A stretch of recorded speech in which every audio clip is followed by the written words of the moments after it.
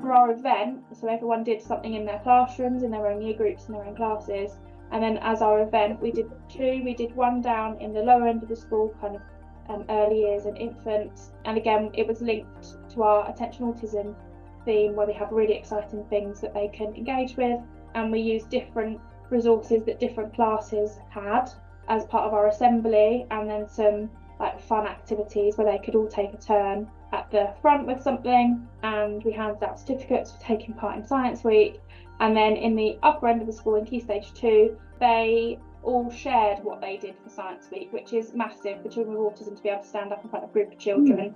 And again, that was kind of to their level if they just had something to show, like a picture or some work. And then for our verbal children, they were able to say what they had done that week, and they all shared what they'd learnt about in science.